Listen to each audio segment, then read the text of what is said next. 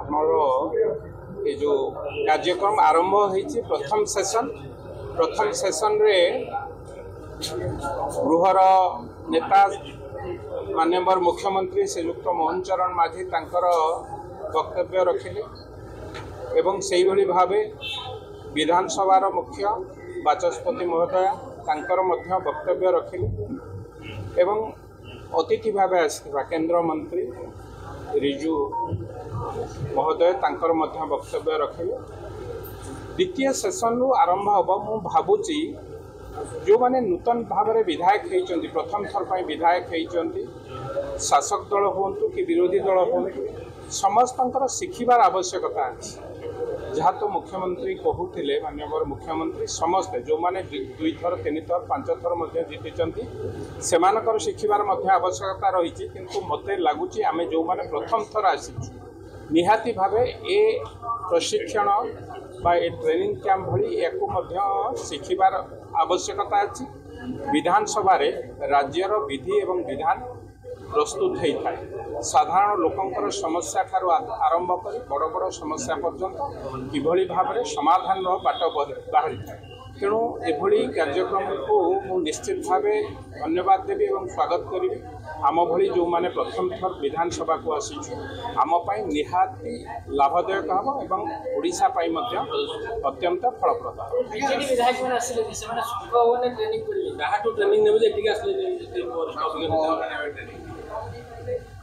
ଦୁଃଖର ବିଷୟ ବିଧାନସଭା ଭଳି ପବିତ୍ର ଗୃହ ଯାହାକୁ ସାରା ଓଡ଼ିଶାର ଲୋକମାନେ ଯେଉଁଭଳି ଭାବେ ନିର୍ବାଚିତ କରିଛନ୍ତି, ଯେଉଁ ବିଧାୟକମାନଙ୍କୁ ଓଡ଼ିଶାର ଲୋକ ନିର୍ବାଚିତ କରିଛନ୍ତି, ସେମାନଙ୍କର ପବିତ୍ର ମନ୍ଦିର ହେଲା ବିଧାନସଭା। ଦଳମତ ନିର୍ବିଶେଷରେ ଆମେ ସମସ୍ତେ ଏହି କାର୍ଯ୍ୟକ୍ରମରେ ଯୋଗ ଦେବାର ଥିଲା। ଦୁଃଖ ଏବଂ ପରିତାପର ବିଷୟ ଭିନ୍ନ ଗୁରୁଙ୍କର ଭିନ୍ନ ମତ ପୋଷଣ କରି ଯଦି କିଏ ଏଠିକି ଆସିବାକୁ ଚାହୁଁନଥିବେ, ମୋତେ ଲାଗୁଛି ସେଟା ଗୋଟେ ବିରୋଧ କରିବା ଆଳରେ ଯଦି ଭାରତୀୟ ଜନତା ପାର୍ଟି କାଉର ରଙ୍ଗ କଳା ବୋଲି କହିଲା, ଆମେ ବିରୋଧ କରିବୁ, କାଉକୁ ଧଳା କରିବୁ, ଏ କଥାରେ ଓଡ଼ିଶାବାସୀ କ୍ଷମା ଦେବେ ନାହିଁ।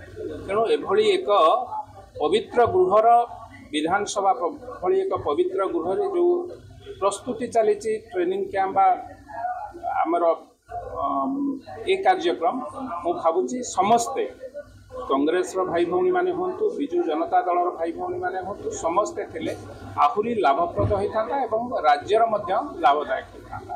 ତେଣୁ ଯେଉଁମାନେ ଯୋଗ ଦେଇନାହାନ୍ତି ମୁଁ ଏତିକି କହିବି ଏଇଟା ଗୋଟେ ଦୁର୍ଭାଗ୍ୟଜନକ। ଯୋଗ ଦେଇଥିଲେ ଭଲ।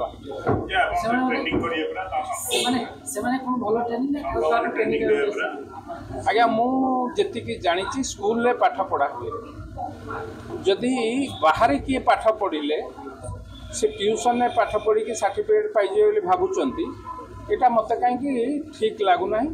ଆମେ ପିଲାବେଳୁ ସ୍କୁଲରେ ପଢ଼ିକି ଆସିଛୁ, ସ୍କୁଲରେ ପରୀକ୍ଷା ଦେଇଛୁ। ତେଣୁ ମୋତେ ଲାଗୁଛି ବିଧାନସଭାରେ ଲୋକମାନେ ଆମକୁ ନିର୍ବାଚିତ କରିଛନ୍ତି, ବିଧାନସଭାରେ ପ୍ରଶ୍ନ କରିବୁ, ବିଧାନସଭାରେ ଉତ୍ତର ପାଇବୁ ଏବଂ ଏ ଯେଉଁ କାର୍ଯ୍ୟକ୍ରମ ହେଉଛି ଦଳ ମତ ନିର୍ବିଶେଷରେ ଏ କୌଣସି ଦଳୀୟ କାର୍ଯ୍ୟକ୍ରମ ନୁହେଁ। ଏଠି ଯଦି ଯୋଗ ଦେଇଥାନ୍ତେ ଦେଖନ୍ତୁ, ଟ୍ୟୁସନ୍ ସାର୍ ଆପଣମାନେ ଜାଣିଛନ୍ତି ସେଠି ଟ୍ୟୁସନ୍ କରୁଛନ୍ତି କିଏ ଏବଂ ସେ ଭାବୁଛନ୍ତି ଯେ ଓଡ଼ିଶା ଅସ୍ମିତାକୁ ପୁଣି ଯଦି ହଜେଇବା ପାଇଁ ଚେଷ୍ଟା କରିବେ ତାହେଲେ ଓଡ଼ିଶା ଲୋକ ସେଥିପାଇଁ ସଜାଗ ଅଛନ୍ତି। ଅଳ୍ପ ଦିନ ତଳେ ସରକାର ଯାଇଛି, ମୁଁ ଭାବୁଛି ଦଳକୁ ବଞ୍ଚେଇବାକୁ ଚେଷ୍ଟା କରନ୍ତୁ। ଓଡ଼ିଶା ଅସ୍ମିତାରେ ଯେଉଁମାନେ କୁଠାରଘାତ କରିଛନ୍ତି ଓଡ଼ିଶାବାସୀ ତାଙ୍କୁ କ୍ଷମା ଦେବେ।